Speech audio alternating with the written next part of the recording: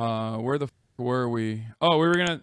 So anyway, we were just about to talk about why Japanese. Oh, sorry. Why Japanese people don't have like or rather, why in certain countries like people don't really have a really profound understanding, and you can make this exact same argument about America as well, specifically about the Confederate South or American war crimes in general. The reason why is because education, the education system, regularly whitewashes these sorts of things. Okay. And I got my hands on a Japanese history textbook.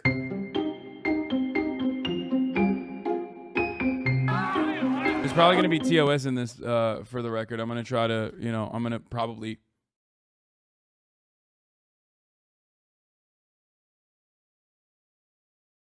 They didn't really teach about World War II war crimes in Japan. My ex's Japanese mom laughed in my face when I told her about comfort women and said it was Western propaganda.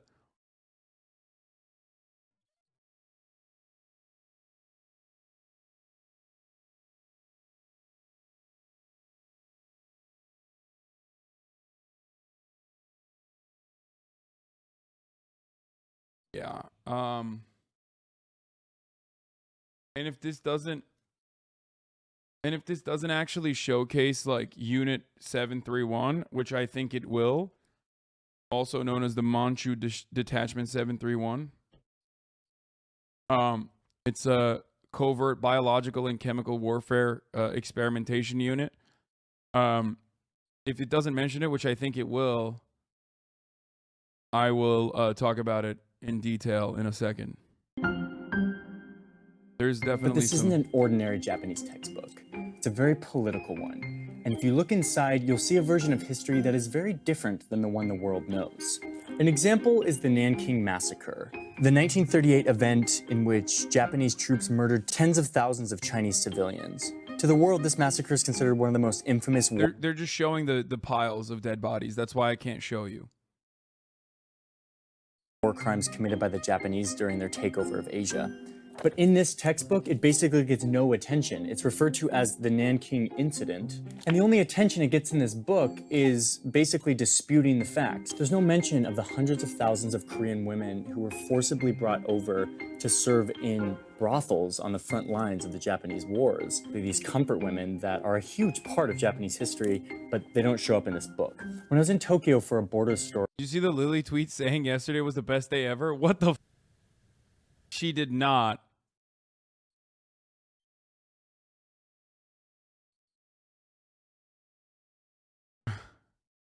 I'm having so much time.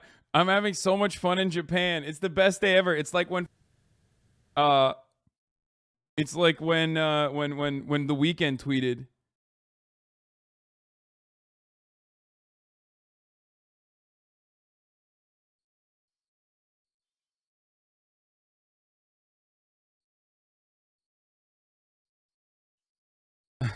Best day ever. New OTK vid? We did what? No, offline TV, not OTK. Offline TV is in Japan, not OTK. Anyway, let's see if there's like more. I'm just like scouting through TOS potentially. I actually visited the people who publish and write this book. It's this group of old Japanese men who are part of this lobbying society that basically try to push a different historical narrative into Japanese schools, and they've been quite successful. This textbook publishing society is one of many expressions of a rising nationalism in Japan. I know she wasn't saying it about Shinzo Abe's execution chatters. Why are you correcting me? She was saying this is the best day ever because Nintendo is re-releasing Pokemon Puzzle League on Switch. Yeah. No, I didn't think she said this is the best day ever. Former Prime Minister of Japan, Shinzo Abe, was executed. Like, it's Lily, man. Of course she did. Like, what the? It'd be crazy if they did the same thing in U.S. history books. Yeah, it would be. Thank God we have incredibly powerful women and women's groups that did not allow that to happen. Search Daughters of the Confederacy for more information.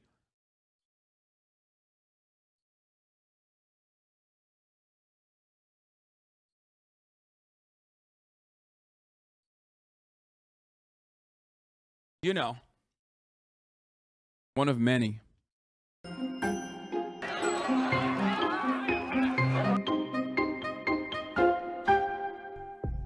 This is Makoto Sakurai. He's the public face for the Japan First Party.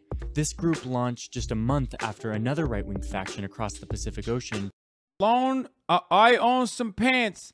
Thank you for the 25 gifted subs, allowing 25 people to no longer see the ads and get a clear vision of the Japanese war crimes that we are addressing at the top of the hour every hour in this uninterrupted broadcast experience as long as you have subscribed. But for those of you who haven't, well, GG's, you are going to see a ad right now unless you subscribe for $5 or for free with a Twitch Prime by connecting your Amazon Prime account to your Twitch account, where you get one free Prime subscription a month. Okay? Here's the 1 minute ad break now. Took power of the White House, proclaiming a like-minded message. America first. America first. Within the first 5 minutes of my interview with Sakurai, and even through a translator, I could tell that this guy would get along great with Donald Trump. でその都知事選の一番最後のですね、った時にものすごい人だかりで、フェイクニュースがもう横行してるんですよ。Sakurai's Japan First Party hasn't won any elections yet, but other nationalists in Japan have, including Prime Minister Shinzo Abe in 2012. Damn, okay, dude, this is why he's the best lib, dude. You know, he's got all this popping off, but like ultimately he says it sometimes, you know? He has surrounded himself with advisors and ministers from some of these fringe groups who are now influencing policy. Up until now, these guys, and yes, most of them are guys, have been known for driving around in their decked-out vans, preaching the restoration of Japan's pre-World War II greatness. Their agenda is similar to nationalist movements in other countries. They want to restore a strong military. They call for the deportation of Koreans and a limitation to the little immigration that Japan even has.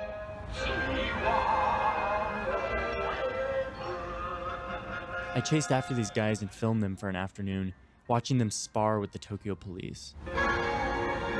欧米のね、あなたたちに言ってもなかなか理解はされないでしょうけれども、日本型の民主主義なんですね。天皇という存在が一番頂点にあって、でそれで何千年も日本という国は運営されてきたわけです。This yearning for a return to some ill-defined golden age. Yeah, the democratically assigned emperor. Like, what do you mean? It's so stupid. The emperor just sits on top of the democratic process, you dummy. Are all nationalists xenophobic? I've talked about this before. Nationalism is a complicated subject because it can be an emancipatory force against imperialist action, colonial violence.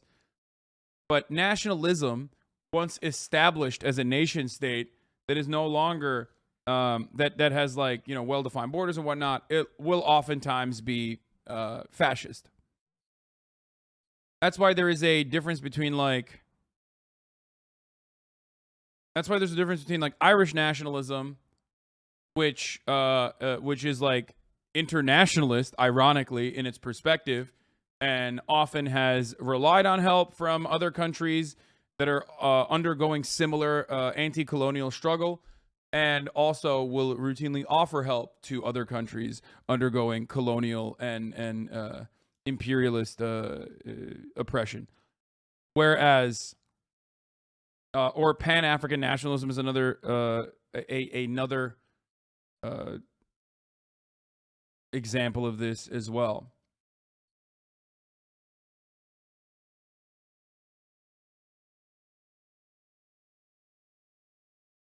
Age is the basis of many far-right nationalist movements around the globe. 世界中の子供たちはもう本当にもう誇り満々として自分の国の国自慢をしますけれども、日本の子供はそれができない、そういうふうにまで日本は洗脳されています。En réalité, on a appris à nos enfants qu'ils avaient toutes les raisons de la critiquer, de n'en voir que peut-être les aspects historiques les plus sombres. For those of you who don't know, that's spit on you, Marine Le Pen, who is also a fan of the fascists. The main disgusting. And her opinion is identical to the reactionaries in Japan as well. So, once again, what do I always say? Remember, if there's a clear through line between understanding or having a more global understanding of international politics and politics in general in like other countries, what you have to comprehend is that the biggest through line is the similarities between far-right reactionary movements in all of these other countries. That's why I always say, like, conservatives regularly on the conservatives of other countries for their conservatism, while simultaneously doing the exact same thing here. That's why you see, like, the white evangelical Protestants be like, man, I hate the Taliban, the Afghan government or whatever, and then they turn around and they're like, but we should do Al-Qaeda shit. That's the main thing, right? And British conservatives will be like, oh, it's the Asian Muslim gangs are coming in to groom our children and them. And then they're like, you're a Tory. You literally do child as a part of like being a cabinet member. You know what I mean? Like you have to children as a Tory. And then you're over here talking about how like, oh my God, the Asian Muslims, they're doing this. Like, get the out of here. Right? So, yeah, it's in the Constitution for those of you who don't know. Also, oh my God, I'm gonna be in the UK tomorrow. historical fixation of these nationalists is the 1860s, when Japan underwent a massive transformation, giving the emperor lots of power which he used to rapidly educate the people, grow the economy, and develop a massive military. Japan became an economic and military powerhouse in just a few years, and over the following decades, they did what powerful countries did back then. They started expanding, committing horrific atrocities like mass genocide in the process. By the mid-1900s, this aggressive expansion brought Japan into a natural alignment with Hitler's Germany, who was doing the same thing in Europe. And then, at the height of the Japanese Empire, the bomb was exploded above the city, and in the towering mushroom, Japan could read its doom. The US and Allied powers won the war. They came in, dismantled Japan's military, and wrote them a new constitution that ensured they'd never get so powerful again. To the nationalists, this was the moment that everything was lost. Japan was brought to its knees, stripped of the pride and national. It's just so funny that he's saying this, but like, no. America literally did that and then turned around and was like, all of those nationalists, like, don't worry, you're still in power, and we're going to do everything we can to ensure that you are the people in power. So the idea that, like, America brought the Japanese nationalist movement to its knees is so funny. They couldn't even kill the goddamn emperor and, like, reinstated the emperor after saying, like I said earlier, that it was no conditional release for the Japanese war criminals. That's why we have to nuke you guys, except no, we'll abide by the conditions of your release anyway. National values thousands of years in the making, emasculated by these Western powers who are now occupying their country. あなたたちのご先祖さんたちがたった1週間で日本の憲法を作り、そしてアホなことに日本のその人間が70年以上にわたってこの憲法を守り続けている。アメリカに逆らえないような国民を作るということでは大成功を収めてしまったと。In Tokyo, there's this huge controversial shrine called Yasukuni. It's where all the people who died in the wars under the emperor are memorialized, including all those who died in World War II. After Japan lost the war, a huge trial was held. Thousands were convicted of war crimes and thrown into jail, and even some were hanged. And what's tricky about this very beautiful shrine that I'm walking through is that over 1,000 of those war criminals are enshrined here and are prayed to every day. But a lot of Japanese people have a different narrative about what happened after the war. According to this narrative, the tribunals after World War II were not... Yes. We claimed that we nuked them because they wouldn't drop the demand to keep their emperor, except we allowed them to keep their emperor. So, I guess it wasn't that big of an ask. It seems like there was another reason. not an impartial exercise of justice, but rather an emotional backlash against the atrocities that had just occurred during the war. So the fact that they're here in Yasukuni doesn't bug a lot of these people. In fact, they revere them and they worship them for their sacrifice to the emperor. All of the symbolism and memorials point to a glorification of the imperial period, not necessarily an apology for it.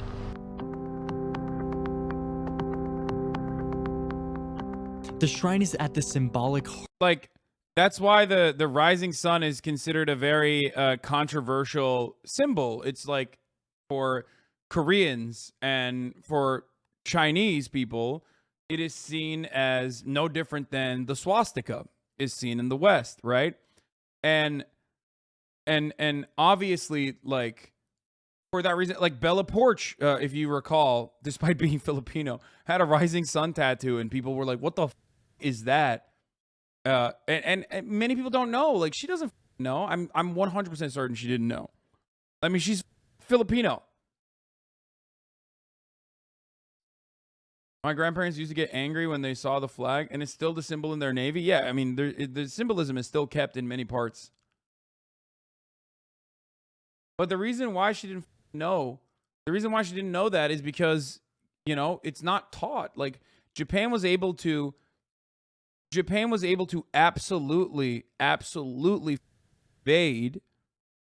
It looks cool. I mean, it does. I know, aesthetically, it does look cool. It's true. It does. It looks cool. But, you know, fascists love symbolism. They're very good at, I mean, that's a deliberate choice, guys. That's a deliberate choice. Saying that it doesn't look cool is silly. The entire purpose of symbolism, fascist symbolism, is so that it does look cool and it evokes a feeling of pride and you know, reinforces the ideology. Nazis were very careful about their aesthetics in a similar capacity. That's why the common meme of like Hugo Boss designed their suits. Like, all of that esoteric is deliberate. Okay?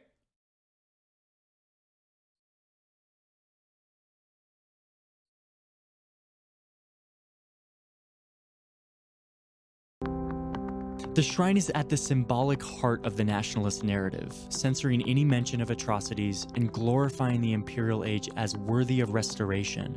Upon leaving the shrine, I come across a right-wing group that was visiting the shrine to pay tribute to the spirits. I tried hitting up your manager's email on your account. Is it usually a long time? Why? Chief Ken? Why are you trying to hit up my manager like, what's going on? What?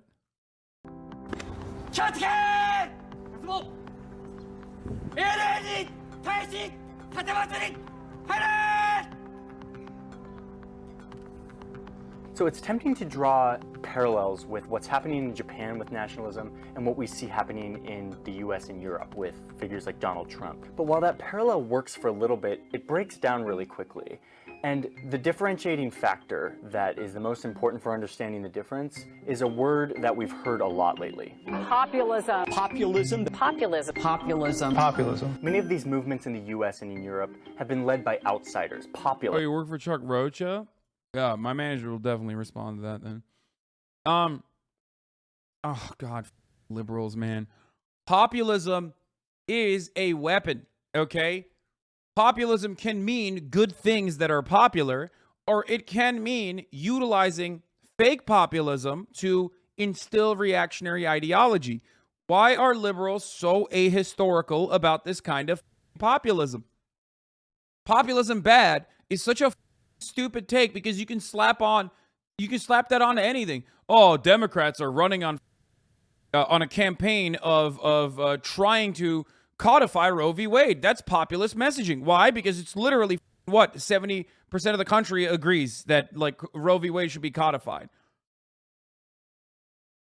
Bernie is a populist, okay, but not in the bad kind, because he's genuine with his with the emancipatory language he uses, and he's genuine with his understanding of all the struggles that the American working class goes through. So liberals love to stay in the middle and act like populism is bad across the board.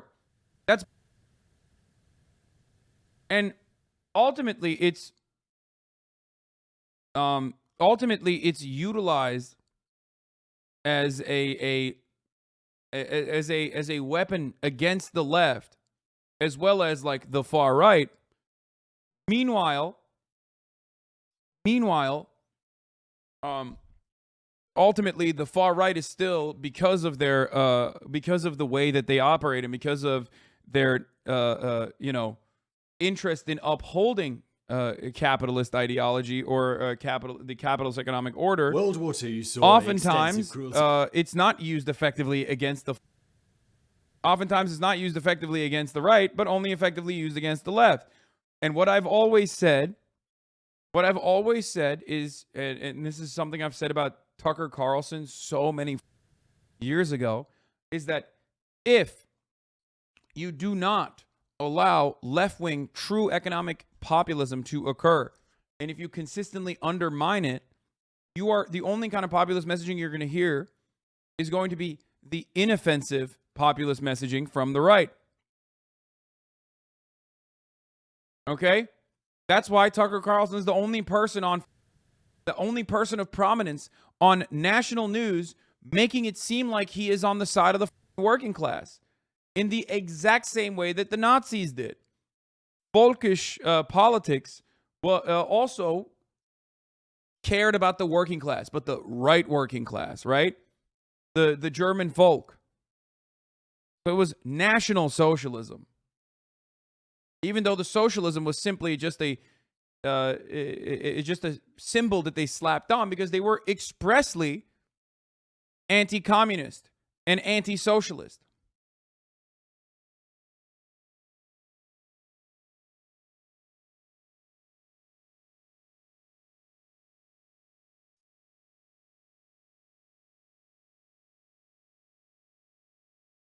If you don't have a counterbalance with real left-wing economic populism, the only kind of populist messaging you're going to hear is from nationalist psychos. Okay?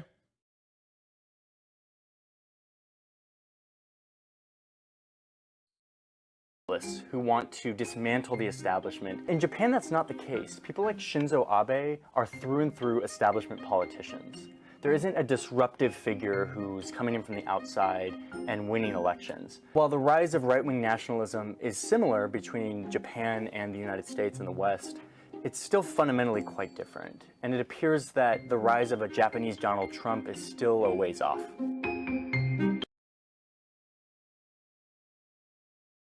Anyway.